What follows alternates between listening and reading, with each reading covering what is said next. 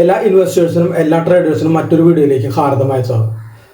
അതായത് ഏകദേശം 12,000-ഓളം ജോലിക്കാരെയാണ് TCS ഇപ്പോൾ ഒറ്റയടിക്ക് പിരിച്ചുവിടാൻ പോകുന്നത്. അപ്പോൾ TCS ഈ പ്രഖ്യാപനം നടത്തിയതിന് ശേഷം അതിൻ്റെ ഓഹരി വില നന്നായിട്ട് താഴ്ന്നിട്ടുണ്ടായി. പക്ഷേ കുറച്ച് വർഷങ്ങൾക്ക് മുമ്പ് നമ്മൾ നോക്കിക്കഴിഞ്ഞാൽ മെറ്റ എന്ന കമ്പനി കുറച്ച് ജീവനക്കാരെ പിരിച്ചുവിടാനായിട്ട് തീരുമാനിച്ചു. ആ സമയത്ത് മെറ്റയുടെ ഓഹരികൾ നന്നായിട്ട് കൂടി. അപ്പോൾ ഒരു കാര്യം ചെയ്യുന്നു, ഇവിടെ TCS ജീവനക്കാരെ പിരിച്ചുവിടുന്നു, ഷെയർ താഴുന്നു. അവിടെ മെറ്റ കമ്പനി ജീവനക്കാരെ പിരിച്ചുവിടുന്നു, ഷെയർ ഉയർന്നു. എന്തുകൊണ്ടാണ് ഇത് സംഭവിക്കുന്നത്? ഒന്നാമത്തെ കാര്യം, അപ്പോൾ മുതിർന്ന ജീവനക്കാർ ഉൾപ്പെടെ ഏകദേശം 12,000-ഓളം പേരെയാണ് ഒറ്റയടിക്ക് ടാറ്റ ഗ്രൂപ്പ് IT കമ്പനിയായ TCS ഒഴിവാക്കാൻ ശ്രമിക്കുന്നത്. അപ്പോൾ പ്രവർത്തന മികവ് പുലർത്താത്ത ജീവനക്കാരെയാണ് ഒഴിവാക്കുന്നത് എന്നാണ് TCS അവരുടെ പ്രസ്താവനയിൽ പറഞ്ഞിട്ടുള്ളത്.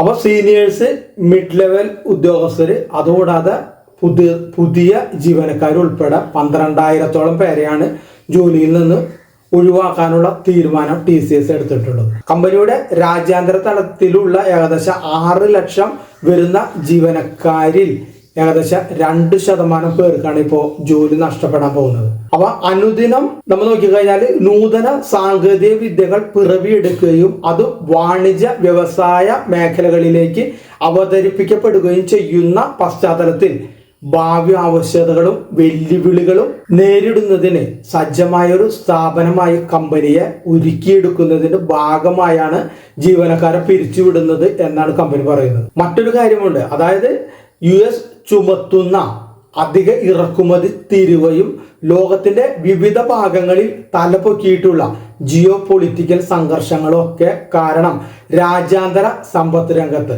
ഉടലെടുത്തിരിക്കുന്ന അസ്ഥിരതയും ആർട്ടിഫിഷ്യൽ ഇന്റലിജൻസ് അതുപോലുള്ള ടെക്നോളജികളുടെ അതിവേഗത്തിലുള്ള മുന്നേറ്റത്തിന്റെയും ഒരു പശ്ചാത്തലത്തിൽ IT വ്യവസായ ലോകത്തിന്റെ ബിസിനസ് അത് മാറിക്കൊണ്ടിരിക്കുകയാണ്. അപ്പൊ ഡിമാൻഡിൽ ഉണ്ടാകുന്ന ഒരു തളർച്ചയും കമ്പനിയുടെ ലാഭവരുമാനത്തെ ബാധിക്കുന്നത് കൊണ്ടുമാണ് ജീവനക്കാരെ ഒഴിവാക്കുന്നതിനുള്ള ഈ TCSന്റെ പുതിയ തീരുമാനം വരുന്നത്. അപ്പൊ നമ്മൾ ആദ്യം പറഞ്ഞു, മെറ്റയിൽ ജീവനക്കാരെ പുറത്താക്കുമ്പോൾ ഓഹരി വില കൂടുകയും ഇവിടെ പുറത്താക്കുമ്പോൾ കുറയുകയും ചെയ്യുന്നു. എന്തുകൊണ്ടാണ് ഇത് സംഭവിക്കുന്നത്? അപ്പൊ കോവിഡ് കാലമായിരുന്നു മെറ്റ ആ സമയത്ത് ജീവനക്കാരെടുത്തത്. ആ സമയത്ത് അതിവേഗത്തിലുള്ള ഒരു ഡിജിറ്റൽ വൽക്കരണം കാരണം IT മേഖലയിൽ ഉടലെടുത്ത കനത്തമായ ഒരു ആവശ്യകത ഉണ്ടായിരുന്നു. അപ്പൊ അതുകൊണ്ടാണ് അധികമായി ആ സമയത്ത് മെറ്റ കുറച്ച് താൽക്കാലിക ജീവനക്കാരെ കമ്പനികളിലേക്ക് എടുത്തത്. അപ്പൊ അതിന്റെ ആവശ്യകത എല്ലാം കഴിഞ്ഞു, കൊറോണ ഒക്കെ മാറിയതിന് ശേഷമാണ് അവരെ പിരിച്ചുവിട്ടത്. അത് കമ്പനിക്ക് പ്രോഫിറ്റായിട്ട് മാറുന്നത് കൊണ്ടാണ് മെറ്റയുടെ ഓഹരികൾ ആ സമയത്ത് ഉയർന്നത്. പക്ഷെ ഇവിടെ വന്നു കഴിഞ്ഞാൽ നമുക്ക്, അതായത് ആർട്ടിഫിഷ്യൽ ഇന്റലിജൻസിന്റെ വരവോടുകൂടി പരമ്പരാഗതമായ IT മേഖല ഒന്നാകെ ഇപ്പോൾ ഒരു മാറ്റത്തിന്റെ പാതയിലാണ്. തൽഫലമായിട്ട് എന്താണ് സംഭവിക്കുന്നത്? ഡിമാൻഡും അനുബന്ധ വെല്ലുവിളികളും ഒക്കെ കമ്പനികൾക്ക് വരുന്നുണ്ട്.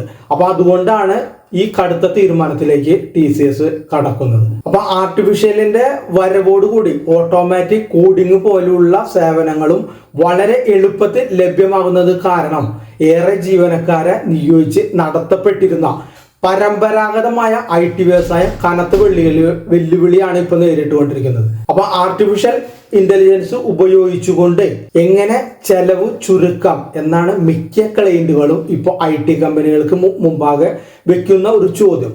ഇത്തരത്തിൽ ആർട്ടിഫിഷ്യൽ ഇന്റലിജൻസിന്റെ അധിഷ്ഠിത സേവനങ്ങൾ ചെലവ് കുറച്ചും കാര്യക്ഷമത വർദ്ധിപ്പിച്ചും എങ്ങനെ പ്രവർത്തിക്കാം എന്ന സൊല്യൂഷൻസ് വെക്കുന്ന IT കമ്പനികൾക്കാണ് പുതിയ കരാറുകൾ ഏറെയും ലഭിക്കുന്നത് എന്നത് നമ്മൾ മനസ്സിലാക്കണം. മറ്റൊരു പ്രധാനപ്പെട്ട കാര്യമുണ്ട്, അതായത് ആർട്ടിഫിഷ്യൽ ഇന്റലിജൻസ് സേവനങ്ങളുടെ സ്വാധീനം വർദ്ധിക്കുന്നതിനാൽ കരാറുകളിൽ നിന്ന് ഏകദേശം 20 അല്ലെങ്കിൽ 30% വരെ പ്രതിഫല തുക കുറയ്ക്കുന്നതിനായി ക്ലയന്റുകൾ ആവശ്യപ്പെടാനുള്ള സാധ്യതയും വരും കാലങ്ങളിൽ ഉണ്ടാവാം.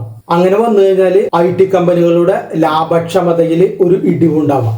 അപ്പൊ ഇത് നിക്ഷേപകരെ സംബന്ധിച്ച് അത്ര ഗുണകരമല്ല. അപ്പൊ TCS പോലുള്ള വലിയ കമ്പനി ഇങ്ങനെ ചെയ്തുകൊണ്ട് ഇനി വരും ദിവസങ്ങളിൽ മറ്റുള്ള കമ്പനികൾ ഇങ്ങനെ ചെയ്യുമോ എന്നുള്ളത് നിക്ഷേപകരായ നമ്മൾ നോക്കിക്കാണേണ്ട ഒരു കാര്യമാണ്.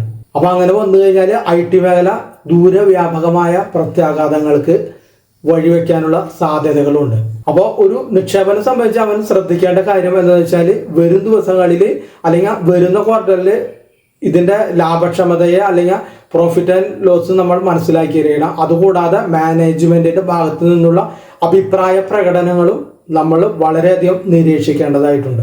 അതുകൊണ്ട് ആർട്ടിഫിഷ്യൽ ഇന്റലിജൻസ് കാലഘട്ടത്തിൽ അനുയോജ്യമായ വിധത്തിൽ ജീവനക്കാരെ എങ്ങനെയാണ് ഈ കമ്പനികൾ മാറ്റിയെടുക്കുന്നത് എന്നും നമ്മൾ നോക്കേണ്ടതായിട്ടുണ്ട്. അപ്പോൾ ചുരുക്കി പറഞ്ഞാൽ IT മേഖലയിൽ ഒരു നിക്ഷേപകൻ നിക്ഷേപിക്കുന്നതിന് മുമ്പ് ഒരു ദീർഘകാലത്തിലുള്ള ഒരു സാധ്യതകളെ കുറിച്ച് അവൻ പഠിക്കേണ്ടതുണ്ട്. അതുകൂടാതെ മൂല്യമതിപ്പിനെ കുറിച്ച് അല്ലെങ്കിൽ ആ കാര്യങ്ങളെ സംബന്ധിച്ച് ആഴത്തിലുള്ള ഒരു വിശകലനം നടത്തിയതിനു ശേഷം മാത്രമേ ഇനി IT മേഖലയിലെ ഒരു നിക്ഷേപ സാധ്യത നമ്മുടെ മുന്നിൽ ഉള്ളൂ.